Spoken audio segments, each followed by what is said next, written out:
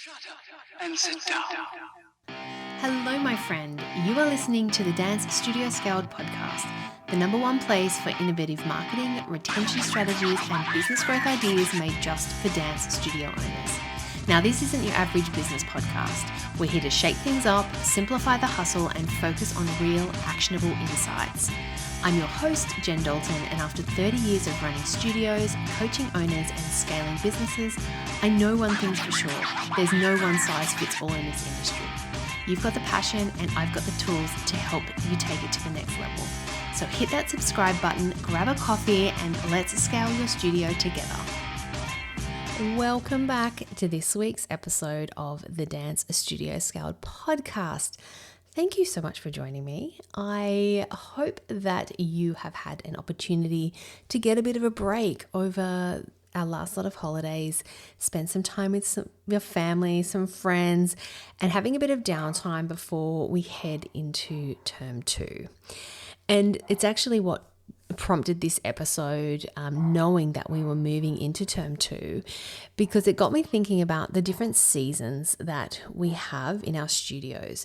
Now, all businesses have seasons, right? And your studio is no different, because it's what actually allows us to grow. It allows us to evolve and run a sustainable business over a long period of time. Now, if you're looking at your business in seasons, this will then help alleviate that boredom or that burnout that we can often feel, because if you haven't identified exactly what season you're in, you could be continually pushing and going in hustle mode. And there will come a point where you cannot push and hustle anymore. And that's where we tend to find that the burnout starts. And so sometimes just knowing and being aware of these seasons is enough to take that pressure off you. And I was speaking to a studio owner the other day, and she said to me, I've just finished her latest lead generation project and it was super successful. She said, okay, it's all finished now. What do I need to do next? How I need to get more people through the door. My leads are dropping. And I said to her, you don't always have to be in that pushing mode. Like it's okay to stop for a bit. Like right now, you've had an excellent increase in enrollments and numbers. She's got lots of new people. She has this fantastic way that she's getting people, really qualified leads through the door now, and they're all converting at 100%. So she's killing it. But she had this understanding that she just believed that she had to then find the next thing to keep pushing. And we just don't always have to be, and we shouldn't always be in lead generation mode, because right now, this particular season that we're heading into, it should start to change a little bit to nurturing. So looking after and really connecting with the families that you already have. And it was like that she hadn't even considered it. Like the only way forward was to keep pushing and keep adding. And I could tell she was exhausted. And that's what happens when you don't recognize the season that you're in.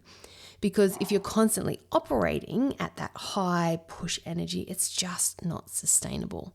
So when we look at this practically, term 1, very much about welcoming. So that's bringing in the students, high energy, building those relationships, settling everything down, adjusting, tweaking. There's a lot of reacting that we have to do at the beginning of each year. But as we're heading into May or moving into term 2, this really should start to shift a little bit. There should be less reacting. I'm not saying there's going to be less work. There still is work, but it's less in reaction mode. It's giving you time to lead a little bit better. Things should start to be feeling a little bit clearer for you and a little bit more settled. And this is where you then get the opportunity to step back and have a look at the studio as a whole, and not just the day-to-day happenings, but what the next layer can look like. And that's exactly what I'm going to talk to you about today. So in this episode, instead of giving you a list of things to fix, I just want to give you a list of things, or 5 things to notice. Because right now, your awareness of these things are going to be more important than doing more. All right, so let's get into it. The first thing is team morale. So I want to start with the team, and I don't actually want you to focus on how they're performing. I want you to focus on how they are feeling. So are they engaged? Are they present? Are they enjoying being there? Because sometimes there's this big momentum and excitement and motivation at the beginning of the year, and that can quickly dull when the day-to-day just becomes their norm again. So are they just turning up and getting through their classes? Because your team will set the tone for everything. You can feel when the morale's really high, which is usually around exciting events or new people coming in or the beginning of a year. But you can also feel when it's slightly off, and so can your families. You don't need big solutions here. It's more just opening up the opportunity to have a conversation or recognition or just checking in. Again, it's about the awareness of the team, and I'm just encouraging you not to ignore it. Okay, the next thing is the conversations in the waiting room or conversations in the car park or depending where you're at. Because what's actually being said in those areas, not online, not in the emails, but in real life, that's where it's really important, because those are the conversations where the truth will usually sit. So this is a good opportunity to see, are there some clicks that are happening in the studio that you want to break up? I always did. I never sort of allowed that culture to happen in my studio because I was anti that type of culture. And so little things, like an example, if I saw some parents in the waiting room and they would move the chairs into a circle so they would actually shut off other people, I'd stop that from happening. Again, it was just an awareness. I was watching and I was listening to what was happening. But then there were the parents who were chatting and connecting with new families. And so I could see that. The information that I'm hearing, I'm overhearing, the conversations, the feedback, I'm asking myself, is it positive? Are you hearing things that are positive? Are you feeling that it's a little bit quiet or disconnected? Or is it even a little bit flat? Those spaces, the waiting room, is one of the best indicators for your studio culture. So you can start there. And it really can just be starting with observing it, because that's where you're going to learn a lot. All right, number 3. Now, 3 is about your families and considering how easy it is and what the flow is like for them. So how easy is it to be part of your studio right now? I always love stepping back and thinking of it from the parent's perspective. Now, many of you who are listening today are probably parents. You've had that opportunity. Maybe you haven't. Either or, it doesn't matter. I want you to just stop and think about it from the perspective of a parent, probably with a couple of children who have multiple different things happening. And so think about how it is for them. Things like their arrival, dropping off, picking up. Do they know where to go? Do they understand what's happening? Do they know what's coming up? Do they know what to expect? Is it a smooth feeling for them? Or does it feel confusing or rushed or unclear? Because when life is already busy, which it is, the families will stay where things feel easy. So it's less about adding more and more about removing friction. So taking away any confusion, taking away questions, any extra work. So that's something to really note as well. Don't make it hard or give the parents extra work, because when it all gets too much, that'll be the first thing that they give up. Okay, moving on to number 4. How seen are your students feeling? Now, this is really important. Do you and do your teachers know how your students are feeling? Are they feeling seen and not just taught, not just managed or, moved around for choreography, but actually seen? Are your teachers using their names? Are they noticing when they're not there? Are they acknowledging for their effort, not just for nailing something, but for trying hard? Are they remembering those conversations from previous weeks? Because for most students, that's the reason they will stay.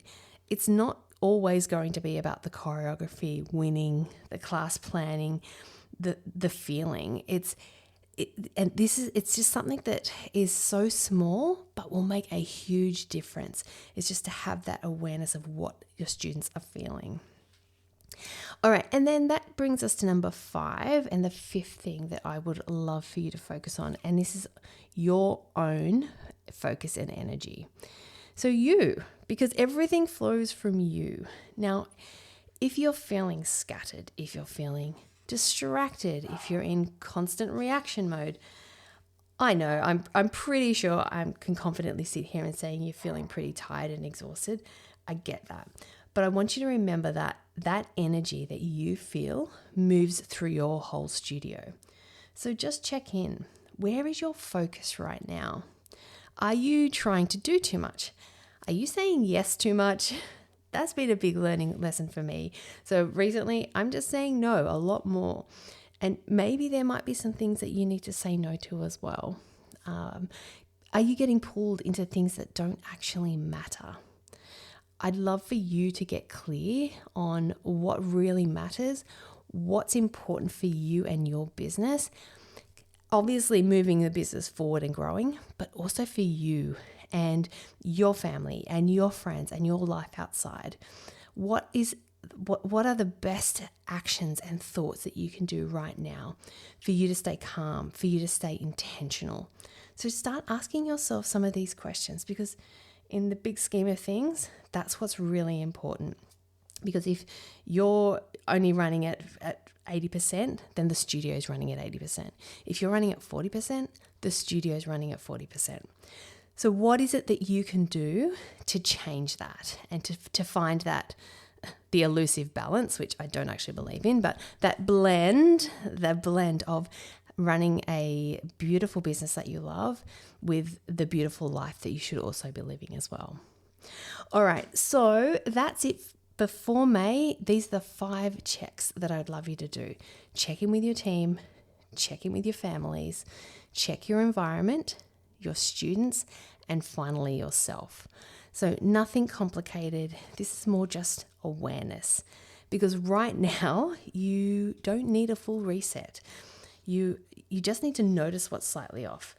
You're probably coming off the back of a full reset when we start a new year and we're implementing new things and introducing new teachers. Like that type of energy, that's that first season that we're in at the beginning of each year, that we can't maintain that.